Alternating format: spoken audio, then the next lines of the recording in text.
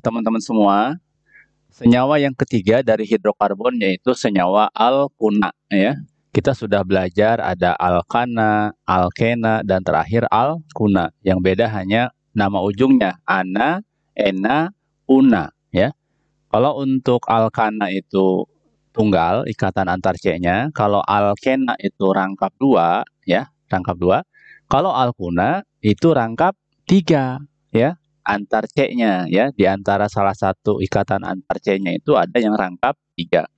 Rumus umum alkuna yaitu CnH2n min 2 ya. CnH2n min 2. Nah, misalnya kalau misalnya N-nya itu adalah 2 gitu ya. Berarti H-nya berapa, teman-teman?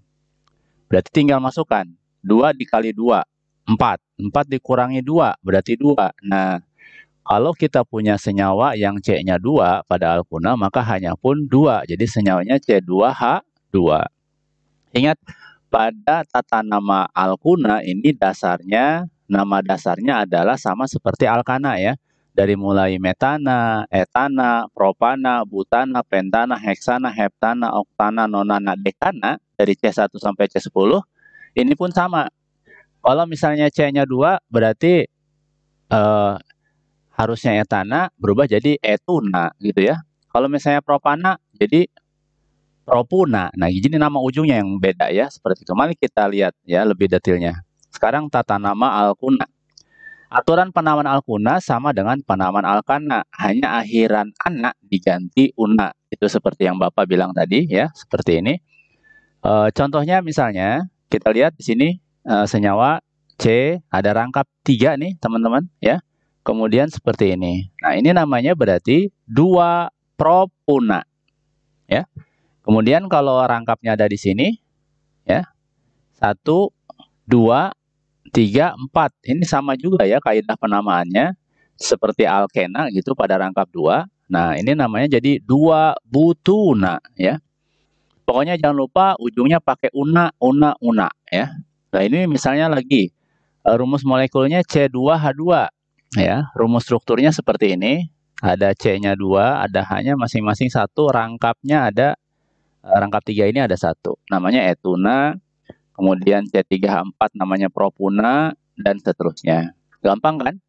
Ya. Yang penting sekali lagi teman-teman memahami kaidah penamaan alkena ya, itu akan mudah membuat tata nama alkuna karena dasarnya sama. Nah, kemudian isomer pada alkuna. Kita juga sudah mengenal ada isomer pada alkana, isomer pada alkena, dan pada alkuna juga dia punya isomer ya. Nah, jenis keisomeran pada alkuna itu adalah isomer posisi dan isomer kerangka. Jadi dia hanya 2 ya. Kalau alkena kan 3, ada isomer posisi, ada isomer kerangka, ada satu lagi isomer geometri. Nah, kalau alkuna dia tidak punya isomer geometri ya. Jadi cukup hanya 2. Isomer posisi contohnya misalnya seperti ini teman-teman nih. Ini kalau kita lihat 1, 2, 3, 4, 5 ya. C-nya 5 itu kan asal katanya penta. Tapi karena dia senyawanya alkuna, jadi pentuna gitu ya. Nah, 1 pentuna. Angka 1 dari mana? 1 itu artinya berarti rangkapnya itu berada di antara C1 dan C kedua. Berarti dia 1 pentuna. Nah, kalau posisi rangkapnya geser ke sini, seret, maka jadi ini. Namanya 2 pentuna. Seperti itu. Nah, antara 1 pentuna dengan 2 pentuna, ini yang disebut dengan isomer posisi ya. Nah, kemudian ada 1 pentuna yang di atas dengan yang senyawa yang di bawah nih. Ini namanya berarti satunya kan dari sini teman-teman nih. 1, 2, 3, 4. Berarti ini adalah cabang. Nah, namanya berarti cabangnya kan metil. Berarti 3 metil, 1 butuna ya. Nah, antara 1 pentuna dan 3 metil 1 butuna merupakan isomer kerangka. Seperti itu ya. Jadi posisi dan kerangka saja, dia tidak ada geometri seperti alkena. Begitu ya teman-teman ya. Nah, kita lanjutkan sifat-sifat pada alkuna. Ini sekali lagi sifat-sifat hidrokarbon itu baik alkana, alkena, alkuna itu mirip ya. memiliki kesamaan karena karakteristik dia sama ya. Nah, misalnya pertama sifat fisika. Alkuna rantai pendek artinya yang C-nya sedikit, ini wujudnya gas. Alkuna rantai panjang wujud cair dan padat. Ini sama seperti alkena. Kemudian kerapatannya kecil ya. Kerapatan itu massa jenis. Kemudian dia tidak larut dalam air. Sama juga seperti alkana, alkena, alkuna ya. Jadi hidrokarbon tidak larut dalam air. Titik didih alkuna lebih tinggi daripada alkena dengan jumlah atom karbon yang sama. Nah, ini yang mungkin sedikit beda, teman-teman. Titik didih alkuna lebih tinggi daripada alkena dengan jumlah atom karbon yang sama. Misalnya meskipun alkena punya 4C dan alkuna juga punya 4C, tapi titik didihnya dia beda ya, seperti itu. Oke, jadi lebih tinggi alkuna ya daripada alkena. Kemudian sifat kimianya, alkuna mudah mengalami reaksi pemutusan ikatan rangkap 3 menjadi ikatan rangkap 2. Lalu menjadi ikatan tunggal. Reaksi ini dinamakan reaksi adisi. Ingat yang sudah kita pelajari, reaksi pemutusan rangkap yang tadinya 3 jadi 2, itu berarti adisi. 2 jadi 1, itu juga adisi. Artinya pengurangan rangkap, seperti itu. Ya. Nah, kemudian bagaimana cara pembuatan alkuna? Pada umumnya alkuna dibuat dengan memanaskan campuran dihaloalkana dengan KOH.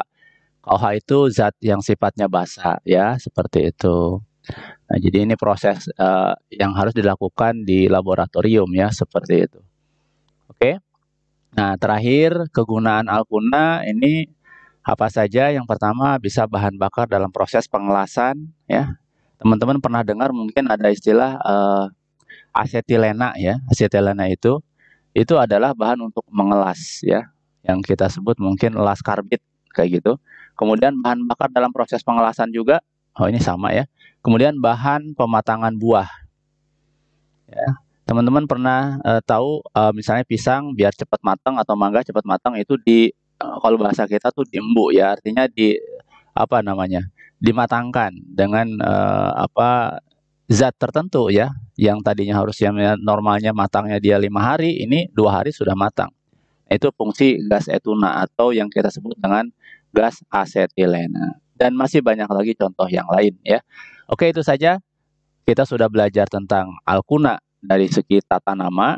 Sekali lagi tata namanya tidak beda dengan alkena, cuma beda akhirannya ujungnya dikasih una. Kemudian sifat-sifatnya dan kegunaannya ya. Semoga bermanfaat dan kita nanti akan lanjut ke materi berikutnya yaitu tentang minyak bumi ya, seperti itu. Terima kasih. Assalamualaikum warahmatullahi wabarakatuh.